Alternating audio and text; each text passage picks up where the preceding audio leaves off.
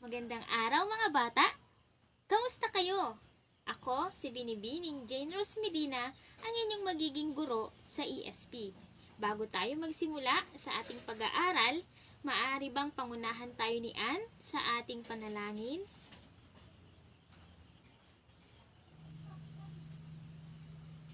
Maraming salamat Ann sa napakagandang panalangin. Muli, magandang umaga mga bata! Bago kayo umupo, pakipulot muna ang mga kalat na nasa ilalim ng inyong upuan o lamesa at pakiayos ang inyong mga upuan. So, maaari na kayong umupo. Rose, meron bang lumiban sa klase? Magaling! Ipagpatuloy. Sa ating natalakay noong nakaraang aral, maaari nyo bang i-recite ito? Pero bago iyon, magpapakita ako ng larawan at tutukuyin ninyo kung ano ang pagkakaiba nila nung kayo ay bata pa at hanggang sa kayo'y magdalaga o magbinata na. Sa unang larawan, natutukoy nyo ba? Magaling, Rick! Nagkakaroon ng pagbabago sa katawan ng lalaki habang siya'y nagbibinata sa kanyang Adam's apple. Sa susunod naman, ano ang nakikita nyo sa larawan? Magaling, Hana! Natukoy natin ang pagkakaiba sa pagiging bata ng isang babae at sa pagdadalaga sa pagbabago ng kanyang pang-itaas na katawan. Ngunit, ano ang pinakatinalakay natin noong nakaraang araw? Salamat, Liza. Tama. Nalalaman niyo pa ba ang mga hakbang sa paglinang ng inaasahang kakayahan at kilos sa panahon ng pagdadalaga at pagbibinata? Ano-ano ang mga hakbang na ito? Henry. Mahusay. Salamat, Henry. Pagtatamo ng bago at ganap na pakikipag-ugnayan sa mga kasing edad. Ano pa? Mela. Mahusay. Pagtanggap ng papel o gampanin sa lipunan. Ano pa? Ann. Tama. Pagtanggap sa mga pagbabago sa katawan at paglalapat ng tamang pamamahala sa mga ito. Mahusay! Salamat sa inyong mga kooperasyon mga bata. Ngayon, may bago ulit tayong mapag-aaralan. Handa na ba kayo?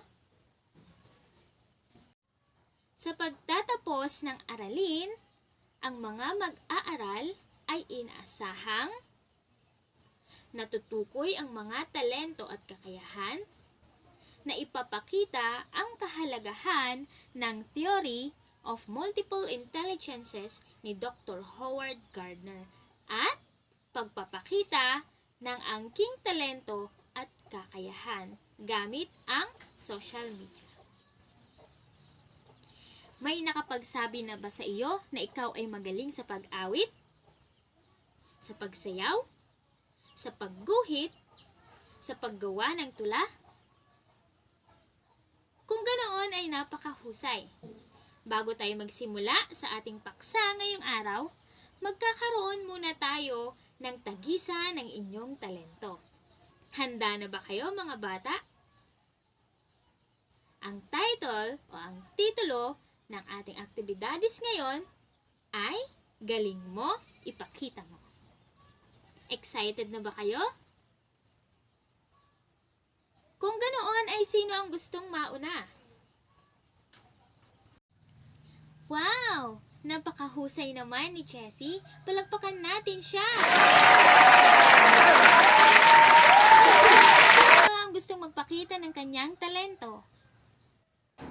Wow! Napakagaling rin pala ni Emily. Palakpakan natin siya! Talaga namang napaka-talented ang mga batang ito. Ngayon, natutukoy niyo na ba kung ano ang pag-aaralan natin ngayong araw? Magaling! Tama! Ang ating mapag-aaralan ngayon ay pagtuklas at pagpapaunlad ng angking talento at kakayahan. Handa na ba kayong makinig? Kung ganoon, ay ihanda na ninyo ang inyong mga sarili. Lahat tayo ay may kanya-kanyang angking talento at kakayahan. Sa panahon ng kabataan, ang maraming talento ng isang individual. Kung kaya't dapat mo itong tuklasin at lalo mo pang pagyamanin.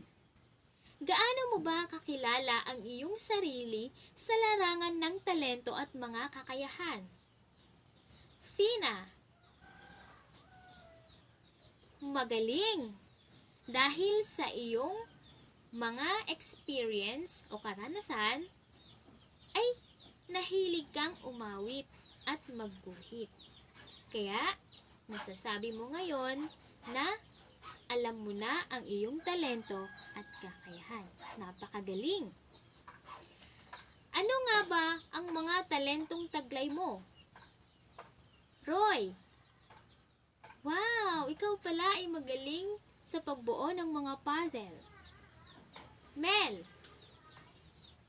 wow! Marunong ka ring mag-gitara. Rose, wow! Napakagaling mo namang sumayaw. Ang husay naman talaga ng mga batang ito. Ngayon, titignan natin sa mga sumusunod nating leksyon kung may kaugnayan ba ang lahat ng inyong mga sinabi. Ang pagtuklas sa iyong talento ay magdudulot ng positibong pagtingin sa sarili at tiwala sa sarili. Ang patuloy na paglinang sa mga ito ay nangangahulugan ng pagpapaunlad ng iyong sarili. Ang talento ay isang likas na kakayahan na kailangang tuklasin at paunlarin. Lahat ng tao ay may talento at kakayahan. Taglay natin ito ang mga buhat ng tayo'y isilang, ngunit dapat gumawa ng paraan upang ang mga ito ay matuklasan at mapaunlad. Makatutulong sa pagtuklas at paglinang ng talino at talento ang napakahalagang teoryang binuo ni Dr. Howard Gardner noong 1983. Ang teorya na ito ay multiple intelligences.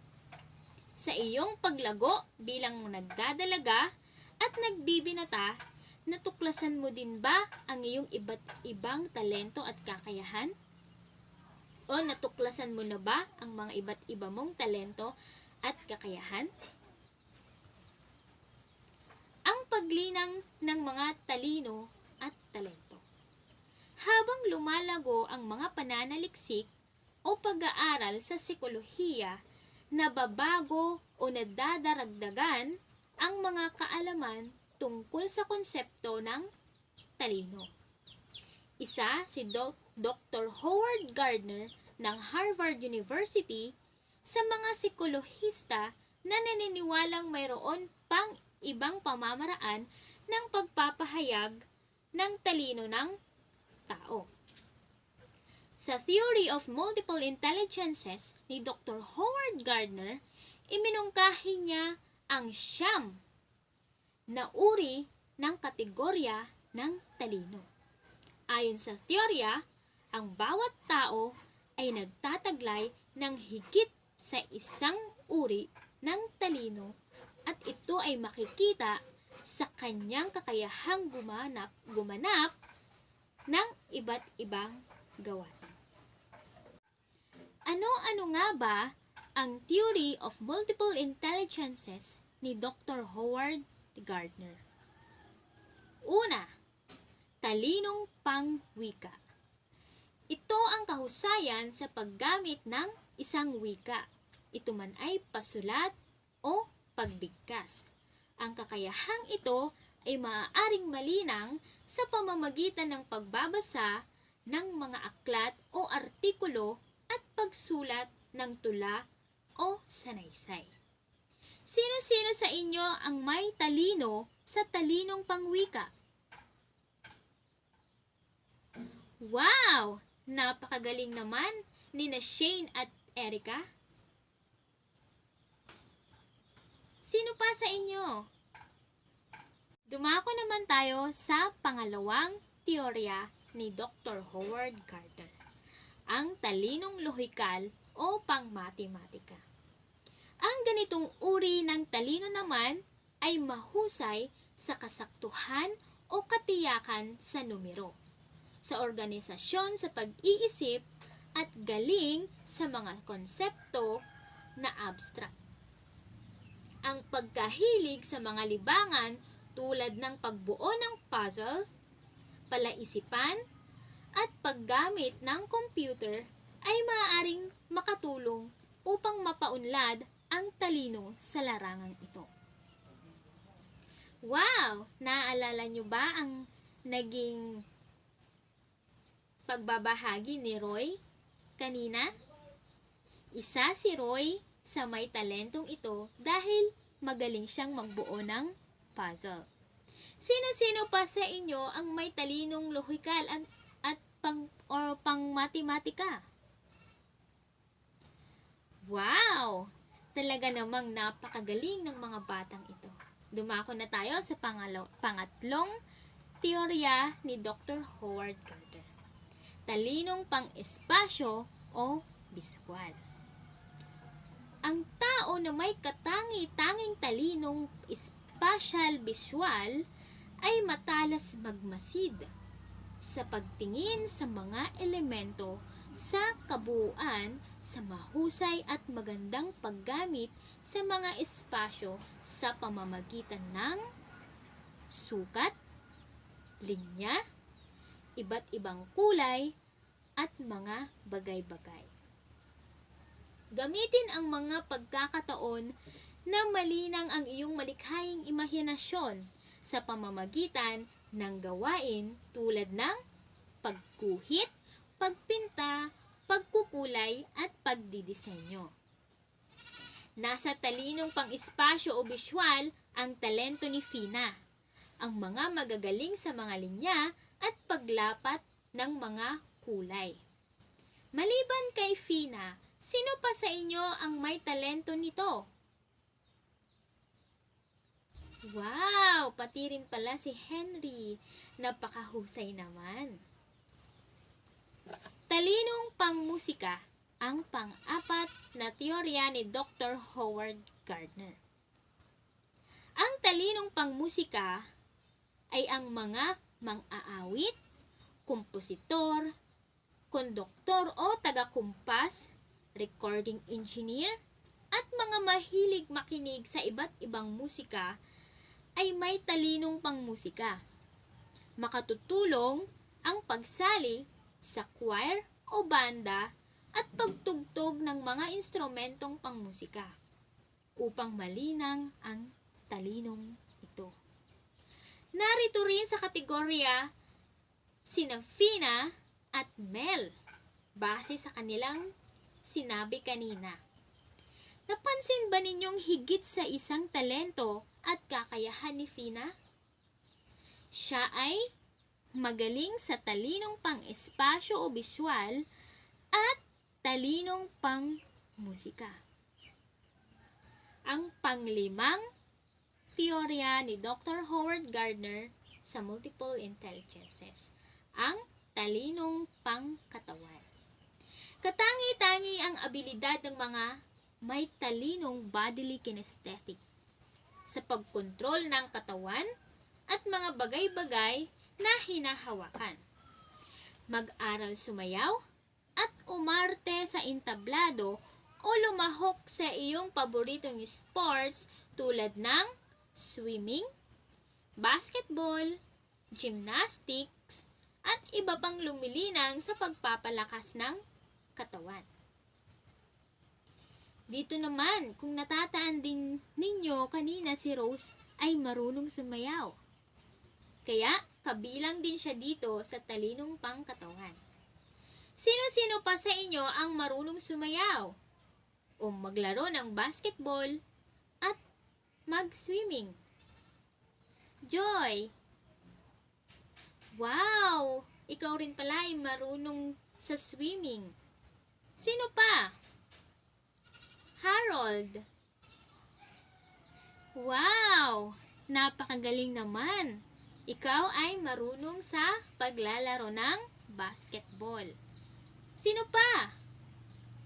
Jan. Ay, kagaya ka rin ni Harold na marunong at magaling sa paglalaro ng basketball. Talaga namang napaka-talented ng mga batang ito. Ang huhusay.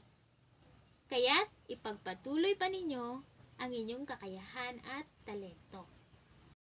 Dumako na tayo sa pang-anim na teorya ni Dr. Howard Gardner. Ang talinong interpersonal o pakikipagkapwa.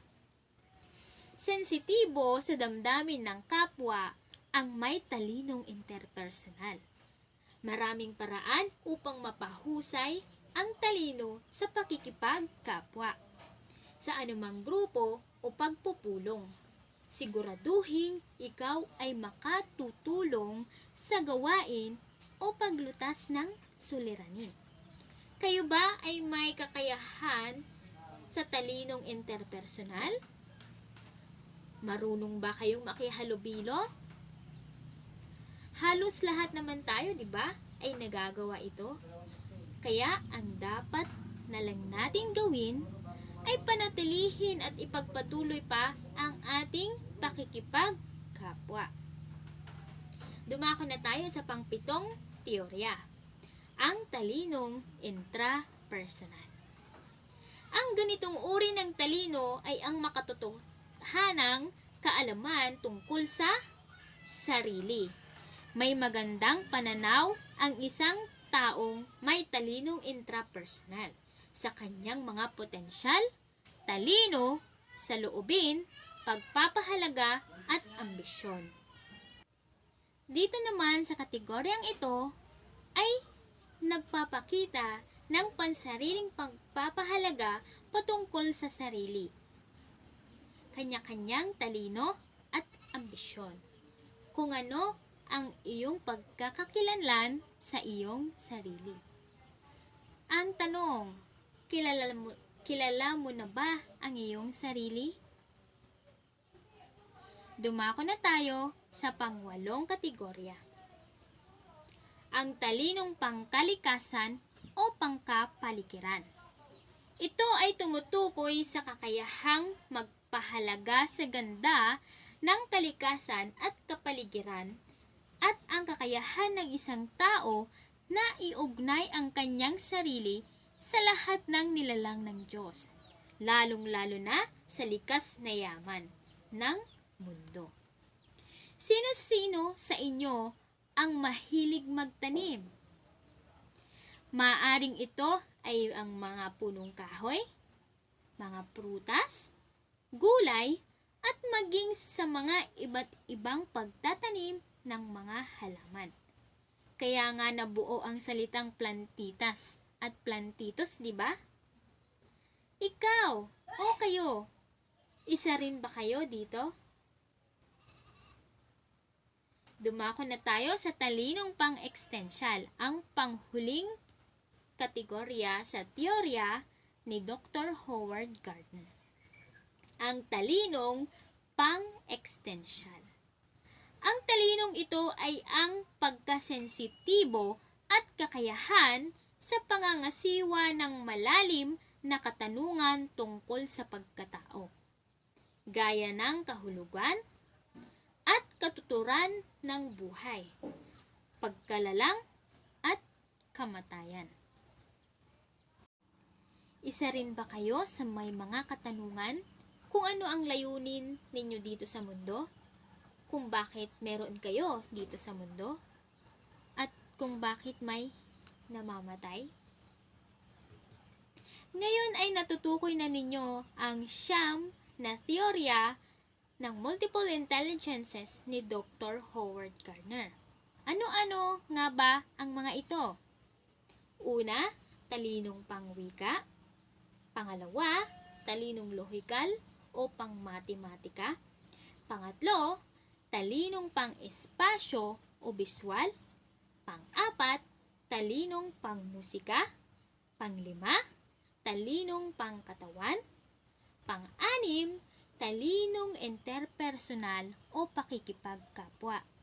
Pang-pito, talinong intrapersonal. Pang-walo, talinong pangkalikasan o pangkapaligiran. At ang panghuli ay ang talinong existential. Ngayon ay tapos na tayo sa ating leksyon. At naniniwala ako na handa na rin kayo sa pagsagot sa inyong mga aktibidades. Sa inyong aktibidades, ayusin ang baybay o spelling ng mga salita. Magagawa lamang ito kung matutukoy mo ang inilalarawan sa mga pahayag.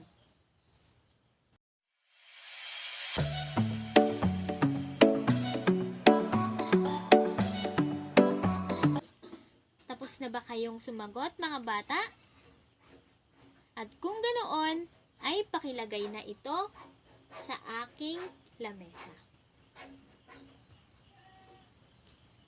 Ano ang natutunan ninyo sa ating aralin ngayon? Wow! Napakahusay! Ito ay patungkol sa mga talento at kakayahan. Ito ay nakapagbibigay ng positibong pagtingin at tiwala sa sarili.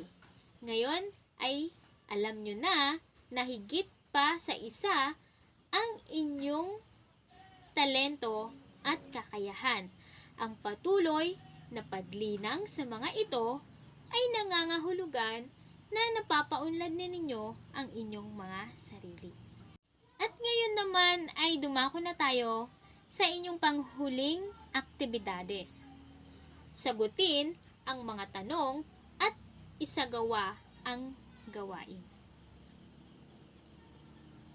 Alin sa 9 na uri ng talino ayon kay Dr. Howard Gardner ang alam mong mayroon ka? Alin sa mga ito ang nais mo pang hubugin? Ipaliwanag ang iyong sagot. At bilang sa inyong takdang aralin, sa 9 na uri ng talino ayon kay Dr. Howard Gardner, malayang pumili ang bawat mag-aaral sa pagpapamalas ng kanilang angking talento. Maaari kayong magbuo o mas pipiliin ninyong individual sa pagsagawa nito. At i-post ito sa Facebook at ito ay paramihan ng likes. Kung sino ang may maraming likes at share, sila ang magwawagi. Ang ating klase, mga bata. Paalam at mag-ingat kayo sa inyong susunod na klase.